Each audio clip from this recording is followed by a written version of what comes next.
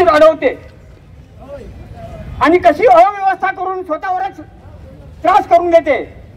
आता आम्ही आमच्या इथल्या कोण पोलीस स्टेशनच्या लोकांना विनंती केली की आम्ही इथं आरामशीर बसून बोलू शकतो, पण त्यांनी परवानगी नाकारली। आपल्याला मजबुरीने रस्त्यावर बसावं लागलं, घंटावर बसून ट्रॅफिक जाम झाली तर जबाबदारी त्यांची, आपली नाही। पोलिसाशी सहकार्य करण्याची आमची भूमिका असता सुद्धा अडेल तट्टूपणा करून घेणे, त्याचा उद्रेक करणे, त्याचा राजकीय फायदा करणे, अव्यवस्था माजवणे अशी या प्रशासनाची 40, 50, 70 वर्षापासूनची सवय आहे। त्यांना अजून हिंदुत्वाची सरकार केंद्रामध्ये आणि राज्यामध्ये बसल्याची जाणीव नाही आणि त्यांनी हा अडेलतट्टूपणा, मगरुरीपणा विश्व हिंदू परिषदच्या जिल्हा उपाध्यक्ष या हाताने बोलायची पद्धती नाही, एक लोकप्रतिनिधी अशा या पोलीस प्रशासनाचा अगोदर निषेध करतो आणि मग बांगलादेश करतो।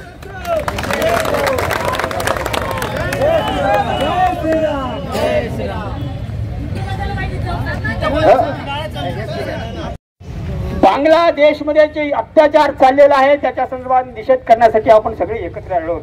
संपूर्ण भारतभरापैकी देगलूरही आहे, संपूर्ण भारतभरामध्ये अतिशय उत्साहानं म्हणजे शर्मेनं या घटनेचा निषेध आपण सगळे करत आहोत। बांगलादेशमध्ये जो अत्याचार सुरू आहे, मागे 2 महिन्यापूर्वी आपण 20 ऑगस्टला आपण असंच बंद केला होता, परंतु त्या दलिंदर देशावर त्याचा काही परिणाम झाला नाही। खरं तर बांगलादेश हा आम्ही भीक मध्ये दिलेला त्यांना देश आहे, आमचे 4 बांगलादेश आहे, पण त्याची मस्ती एवढी आहे की ते काल म्हणत होते की आम्ही ओडिशा, पश्चिम बंगाल,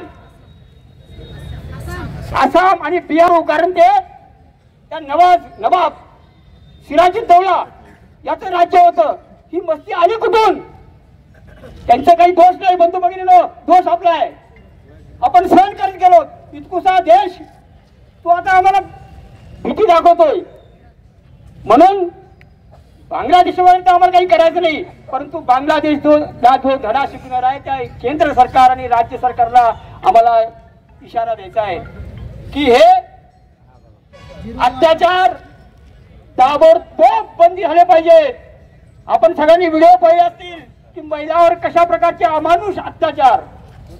इस्कॉन चे मंदिर जे प्रमुख आहे त्या इस्कॉन मंदिरामध्ये आजपर्यंत भिकारी बांगलादेशी रोज लंगरमध्ये बसून जेवत होते। अर्ध्या बांगलादेशाला पोषायचं काम त्या इस्कॉनच्या मंदिराने केलेलं आहे। रोज खिचडी, तुपाचा लाडू, तुपाचा शिरा, सापाला दूध पाजवायचं फळ काय मिळते हे आपल्याला लक्षात आलेलं आहे। म्हणून ज्याच्यामध्ये सेक्युलरचा किडा वळवळ करतो त्यांच्या एक धडा लक्षात घ्यावा की सब हिंदू भाई आहे, सब भाईचारा आहे, भाईचारा वगैरे काही नाही। आपलाच शिरा खाऊन, आपलीच खिचडी खाऊन ते इस्कॉन मंदिराला जाळण्यात आलं। अशा साधू संतांना आणि मठ मंदिरांना सुद्धा हा धडा आहे की कोणाला दूध पाजवावं।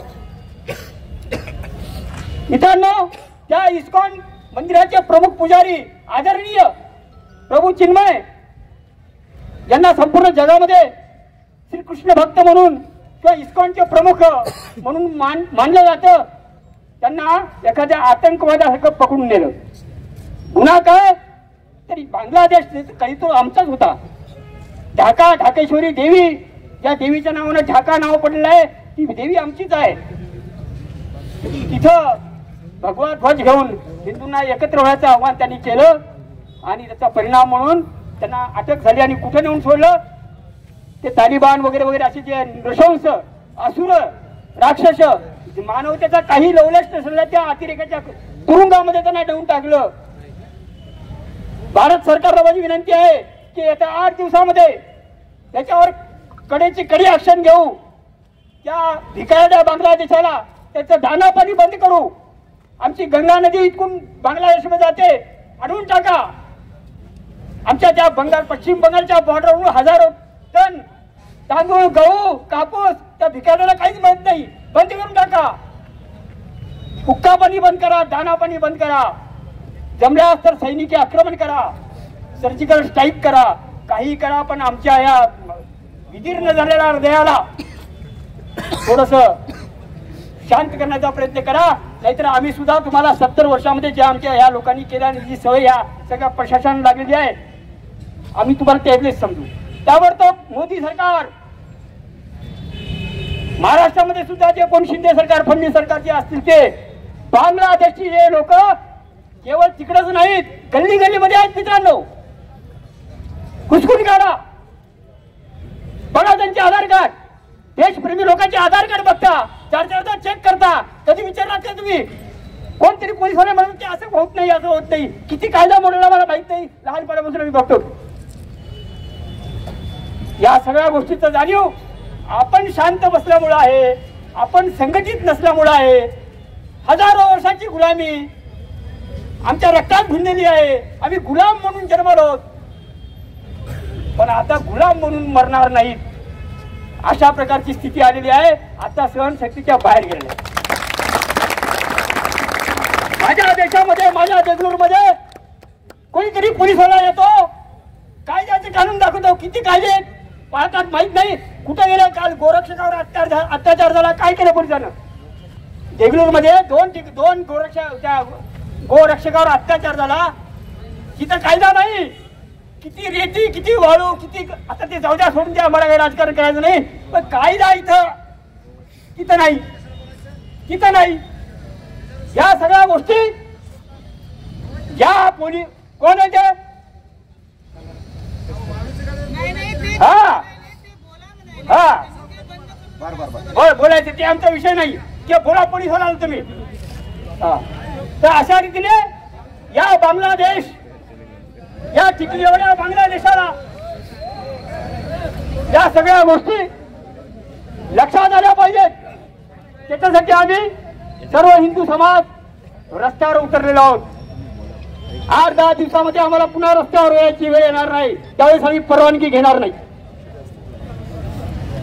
या सगळ्या गोष्टीची जाणीव भारत सरकारला, महाराष्ट्र सरकारला, प्रशासनाला, शासनाला आणि झोपलेल्या हिंदूंना देण्यासाठी आम्ही या ठिकाणी जमलेलो आहोत. म्हणून या सगळ्या गोष्टीचा निषेध करण्यासाठी पुन्हा एकदा बांगलादेशचा आपण तीव्र शब्दात निषेध करू. अत्याचार करणारा बांगलादेशाचा,